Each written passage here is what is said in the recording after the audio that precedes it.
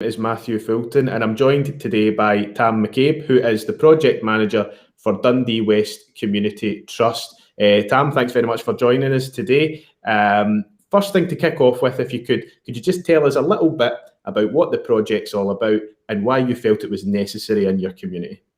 Yeah, not a problem, Matthew. Firstly, thanks for welcoming us on to the call today. To give you a little bit of background, so Dundee West, over the last couple of years, has had a clear focus on growing our opportunities for members of our community to play football. We now have pathways from as young as 3-year-old right through to our walk-in football. And that has obviously gotten stronger over the last couple of years. And we felt it was important that we continue to try and embed ourselves in the community and really try and use the power of our sport to just try and make a difference and enhance the lives of people. So we are reaching out to, I think, over 700 families in the Northwest Dundee, but there's still so many more people that we aren't providing that opportunity. And it's not saying that these people that we're not targeting don't want to play football, but the power of sport can make such a big difference. And it's whether it's a case of it just gives them a chance to meet new people and offer that aspect of socialising. It might be a case of some people enjoyed going to football or playing it when they were younger, but they're just maybe wanting the opportunity to get back and do something that gets them active and healthy again. So it's giving them that opportunity to try and reach out to. But it's also just there as a way to try and bring people together and just offer that opportunity to make them, feel they are part of the community and they can be part of something that's going on. So, over the last 12, 18 months, we just then thought Dundee West could be so much more. And we'll continue that focus on being a football club, but we need to have something that allows us to clearly state what else we're trying to achieve in the community. And this Dundee West Community Trust banner has allowed us to have a clear focus that we want to try and use the power of our sport to enhance the lives of people up and down our community.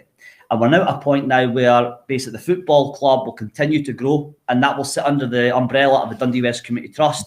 And there'll be now a focus for us to use sport for positive change. And we've obviously launched ourselves back in February, but we've been doing so much more, certainly through this pandemic, to try and help those that have been obviously hardest hit by the pandemic.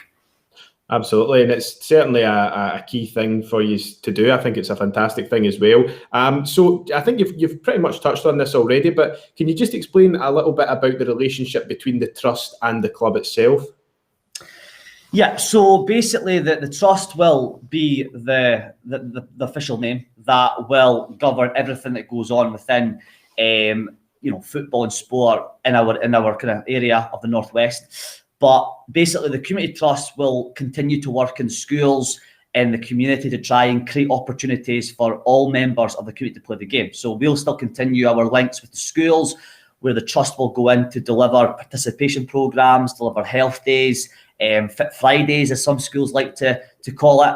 And that will then be the link to then promote players from the trust into the club football pathway to then become club players.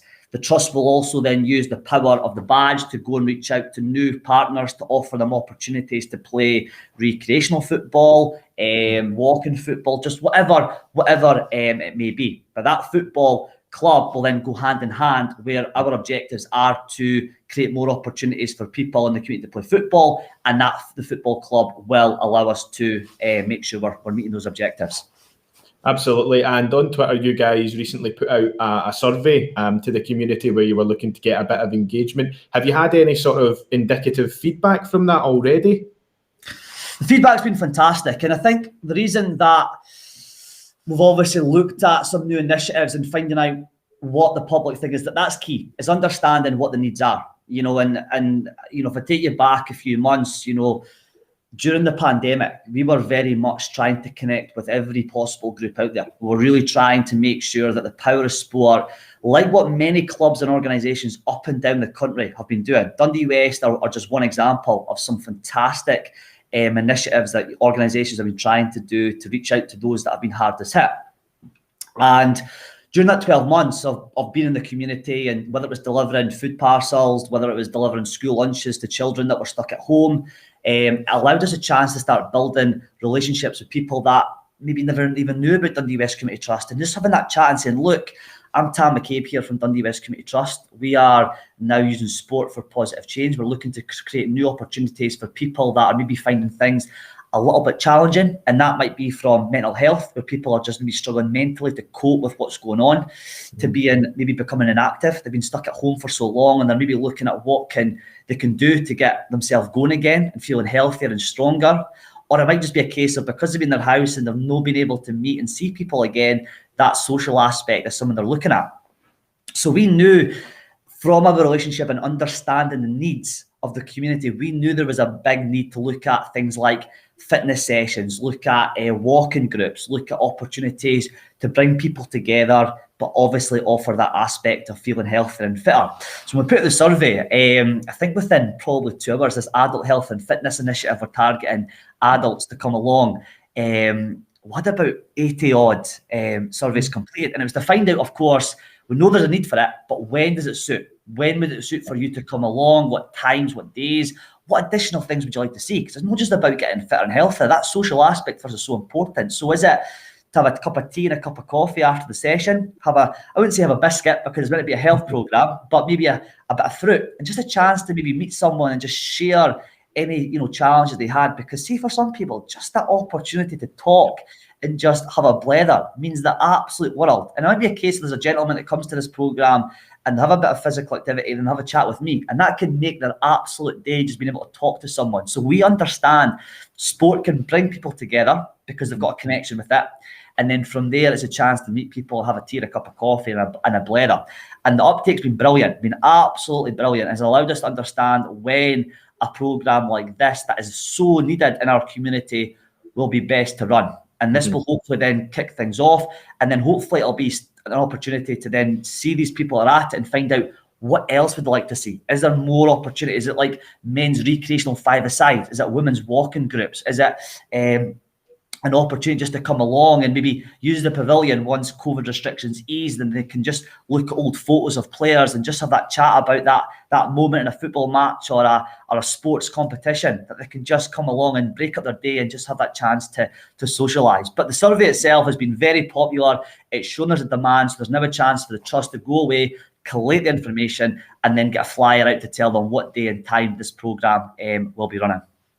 Absolutely. And obviously you've mentioned that it does go beyond football as well. Yep. You've mentioned walking groups and various other activities to get people involved into it. And of course, there has been a lot of restrictions, especially sort of on outdoor contact sport, but these things are starting to ease now. Do you guys have any major projects or plans in the works, do you think, once this gets to a bit of normality again?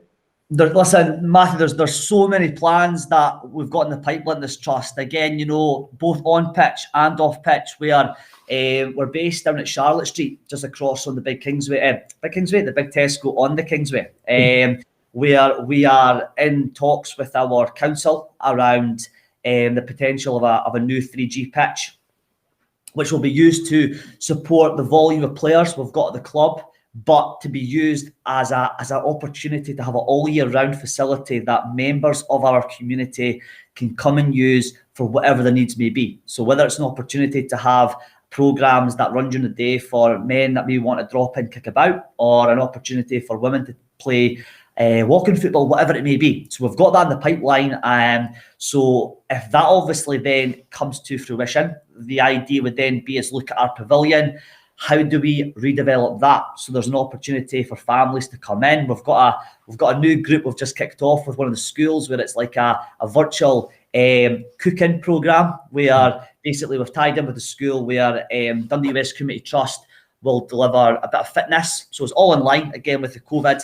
So we're doing a bit of fitness online for some of the families to just get that bit of exercise.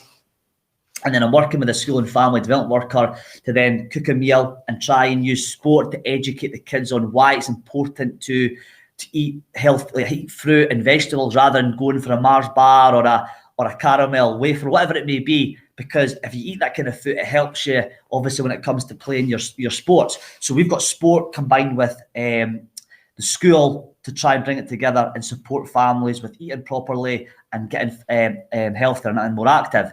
And the idea would then be is, once COVID restrictions relax, we'd want to welcome these families into the pavilion, use the space we've got for cooking lessons, give the families the opportunity to use the playing fields, finger crossed, the astro pitch if it goes down, to then do healthy fitness sessions. So we really are trying to look at opportunities to really give everyone the chance to be part of Dundee West Community Trust. And that's not to do, obviously, the football, that's using the power of sport to try and create more opportunities for people. In terms of the football side of it, we've obviously now got the kids back playing, or members of the football club back playing. Again, we're wanting to make sure that we get every member that's at the club just now back to playing where it was before the pandemic. So getting them back to contact training eventually, getting them back playing their matches.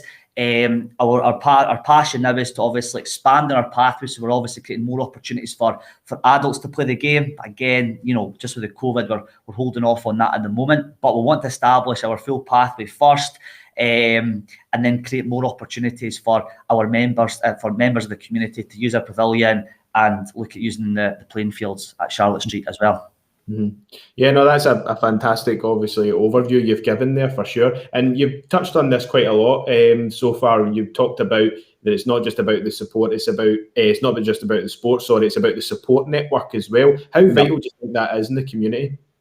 It's huge because, again, we don't have all the answers. There's a resource there from us, but to be able to try and really reach out to those that have been hard to set, or to reach groups that are quite hard to try and engage with, we need to understand what's out there, understand what groups can we tap into, because they've got the relationship with these families. So can we combine our services where they could join our group so that it gets the families in, and then the sport can then deliver the activity to these families.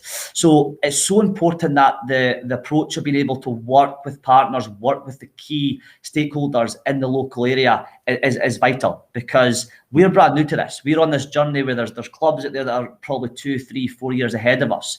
So right now where we're at is knowing that we've got ourselves embedded in terms of people know about us now, but for us to be able to get out to even more people and give more residents and members of the community to play and be part of the trust and use our facility, we need to work with partners who know the people, know where the gaps are, understand the challenges that these people are facing, so we can combine our services and then hopefully work together to help out with whatever the challenges are for these families and members of the community.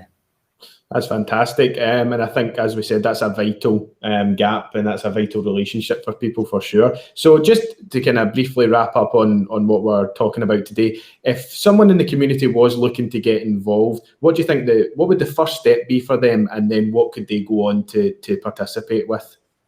Again, obviously, we've got a plan in terms of what initiatives, projects that we want to run. What we are now doing is that, there is various working groups in the community that obviously topics such as the health and well-being, mental health, even things like, just opportunities to discuss, maybe financial problems people are having. So we are now sitting on each of these groups to find out what the challenges are, because these are the people that are part of this group are the ones that are on the ground working with these families. So the fact is now that we're embedding ourselves in with these various groups, we are now being able to see, right, that's a challenge you're facing with so many families. We can provide that resource by putting on something that brings families together, and you could then come in to offer your expertise. So what we're now saying is, we know what the challenge is. We're providing now the programme. We're connecting with the relevant people that are speaking to the families. The families are now getting that information from the relevant person, and we're bringing us together to then support those families and members of the community the chance to take part on whatever the challenges that are faced. And again, is a case where it's very early stages, because again, everybody's just trying to get back on their feet, post lockdown, post pandemic, but we're trying to get a foot ahead of the game by looking at, from what we've done and the partners we've connected with so far, to find out, look, what challenges do you see already that's going to arise in the next few months? Great. It's something to do around potentially residents between the age of 50 and 70 that are feeling isolated from the community. Great. So we know there's a need for some sort of activity. Brilliant. We'll go and look at something. We'll get a survey pulled together, as we've done for the adult health and fitness. There's a survey. Could you go and ask your residents to fill, or your kind of families to fill this out? Come back to us with what they're looking for. Great. we'll go and look to set something up. You've got the audience. Let's bring us together now and provide that service for those residents that are looking for the support. So again, the big thing I'm kind of getting across here is that relationship with our partners and stakeholders in the community is such a massive part to be able to really make a positive difference for communities. So yeah, but it's exciting. It's really, really exciting, Matthew. We're on this new journey. I say new journey. We're on this next stage of our journey. So we're really looking forward to it. And we just want to make sure that the power of sport is doing what it possibly can for our community. Absolutely, and we can see, your enthusiasm is clear to see about the project. So it's fantastic that you are providing that option for the community. So that is truly brilliant. Well, listen, Tam, thank you very much again for joining us today. It's been a pleasure talking to you about the project and the trust. Hopefully get to speak to you soon as well at some point in the future, perhaps not in a virtual setting. But listen, thank you very much for joining us. Is there any questions you want to ask me at all? No, it's great. I think if anything, just obviously this will be going out to your followers, and it's just, again, it's for me. I'm obviously representing Dundee West Community Trust here, but I'm one example of so much good work that has gone on up and down the country through this pandemic, and it's just saying, that some people maybe look at sport, or in particular football, and sometimes get the wrong kind of perspective of what's going on, because you do, like I said, I'm not having to go anyone here. You see the images sometimes from football fans, or obviously at the start of the pandemic, where we had some clubs that were breaking the law in terms of what you can and can't do with COVID. And I think what I was want to get across was saying there's community clubs, there's community trusts, there's organisations out with football that are in the community delivering food parcels, checking phone calls, walking residents' dogs. Nothing to do with the sport that they're actually meant to be delivering, but using the power and the resource that they've got to make a difference to the communities. And I want people to know that, be proud of who you're with, whatever club you're with, because they'll be doing something out with their actual remit of delivering football for their kids or members that's making a huge difference to somebody out in that community. So I really want to just kind of make sure that people up and down the country that are watching this video tomorrow night or tonight, whenever it is, to be proud and to really try and share the great work that football clubs and trusts and organisations up and down the country are doing to change the lives of people in Scotland. Is that okay? That's fantastic. Can't get any better than that. Listen, thank you again for joining us, Tam, and hope to speak to you in the future. Great. Thank you so much, Matthew. Take care. See you.